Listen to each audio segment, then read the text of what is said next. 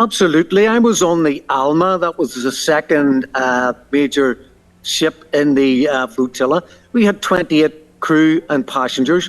We had 15 different nationalities being participants in the flotilla. So what they did was they took the Irish, the French, they took the Malaysians, they split us up and put us on different boats. It was a huge opportunity to meet other people, to hear their political and humanitarian cry for justice for the Palestinian people. Hello and welcome to our program. I'm Osama Nazal. Today we host Irish activist and writer Ifrah Hughes, who joined the recent international flotilla sailing in solidarity with the Palestinian people in Gaza. This is a humanitarian mission carrying peace activists, parliamentarians, and the human rights defenders set out to break the Israeli blockade and deliver a message of hope and solidarity. Ifrah Hughes is with us to share his personal experience aboard the flotilla, the spirit of the participants, and his views on the ongoing siege of Gaza. Welcome to the program, Mr. Ifrah Hughes. Thank you very much for the invitation. You're welcome. First, may you describe to me what motivated you as a person and as an activist to be part of this flotilla? Well, my involvement with Palestinian solidarity didn't start on the 7th of October 2023. It started on the 30th of May 2010 with the attack in Marmara. In fact, it started before that with Operation Cast Lead, where they murdered so many innocent men, women and children over December and January 2008, 2009. So after the murderous attack on the Mavi Marmara, which was one of the flotillas that set sail to break the siege, I ended up on a land convoy 6 months later. In October 2010, I went to Gaza with a 13-seater wheelchair accessible minibus, which was donated to the Al-Ouda Hospital. I was in the second convoy in 2014, and when this flotilla became an opportunity for me to join, I was on the global march to Gaza in Egypt in June. On June the 13th, I was held at Ismailia at the second checkpoint for 8 hours before we were physically removed, sent back to Cairo. With the prevention of the global march to Gaza, then this flotilla to Gaza became an option with the Samud flotilla. So I joined it because I hear Palestinians say every day, where is the world? Why does no one hear us? Why does no one see us? So I'm here to tell them that we see you, we hear you. On the flotilla, we are coming, and there will be many more. Yes, Hughes. And when you were with the activists on the board of the flotilla, may you describe to our viewers the atmosphere, how they feel, how they interact, your feelings while you were on board? Absolutely. I was on the Alma. That was the second major ship in the flotilla. We had 28 crew and passengers.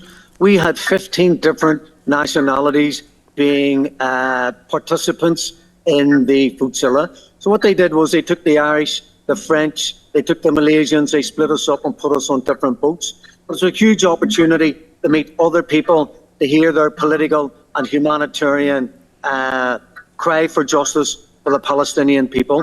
So morale was very, very, very good. People got on well together. We have a mission, we have a focus. We were and we are going to Gaza. So, you know, the ship is a representation of the 30,000 people who applied to join the flotilla within 10 days of the application opening.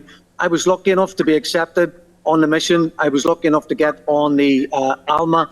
We had Mandela, we had Greta Thunberg, they had Malaysians, we had people from Colombia, we had people from North America, Ireland, we had Tunisians, we had Palestinians.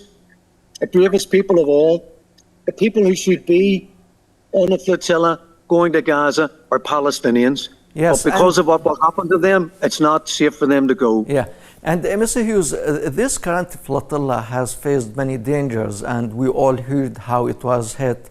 I think when it was on the coast of Tunisia, it was hit by a drone. So may you tell us how the people on board respond to such problems and to such attacks as when they feel that their life is really in danger? Yes. Well, what happened was in City Busaid, I was on the Alma and we were very close to the family. The family was the personnel. The following night, the Alma was attacked. Then we had Tunisian security personnel and naval assets protect the flotilla until it left Tunisian waters. It was then attacked again. There were 11 attacks, including a chemical attack on the Ulara, one of the sailing ships. And Hughes, now we got the news that the flotilla is entering what it is called like the risk zone, the very dangerous area.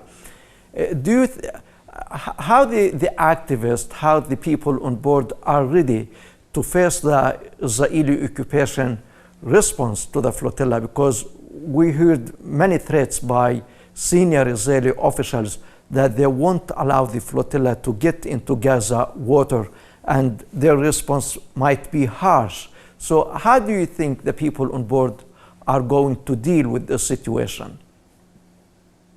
Well, I think it's a natural human response for people to have anxiety, for people to be fearful, for people to be frightened, because we've seen what happened in the Mavi Marmara. We saw that murderous attack.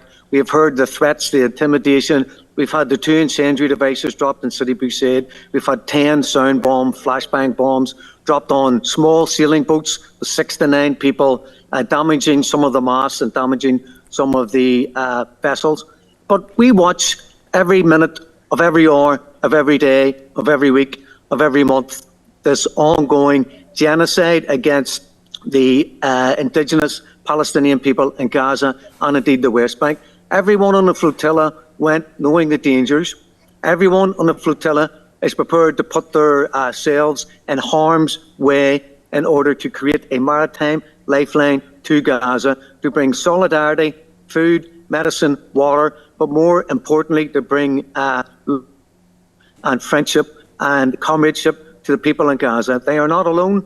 Our governments have abandoned them, but we, the people of the world, the global population, we stand with you and we try our best to go there in person. Yeah, and my final question to you, Mr. Hughes, because I don't want to take much of your time. I know that it's windy there where you are. How important, how significant is such a step by the flotilla when it comes to bringing the attention of the world to the flotilla and through the flotilla to the catastrophic situation that the Palestinian children and women are living now in Gaza, being bombarded and fully besieged? I can explain that very, very, very easily. I watched what happened to the Mavi Marmara on the 31st of May 2010. 6 months later, I was on a convoy to Gaza, inspired by the sacrifice of the people on that flotilla. 15 years later, I'm following in their footsteps. I'm on a boat. I was prepared and I'm prepared to challenge the siege, to get to Gaza. So if you want to know the strength of the flotilla, here's one person 15 years later following in the footsteps of Furkan Dogan and the other Shaheed, the martyrs from the Mavi Marmara.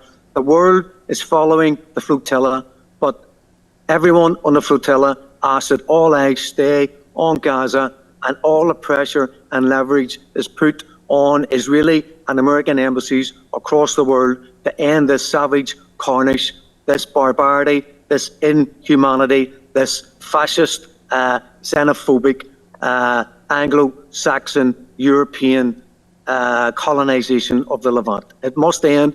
Israel must be delegitimized. Israel must end. Peace must reign. And that cannot happen while Israel exists in its present state of being. Fra Hughes, thank you very much for accepting our invitation, and I wish you peace and safety. Thank you. Thank you very much. Salam. Salam. And ladies and gentlemen, thank you very much for watching, and from you, Osama Nazal. Have a nice time.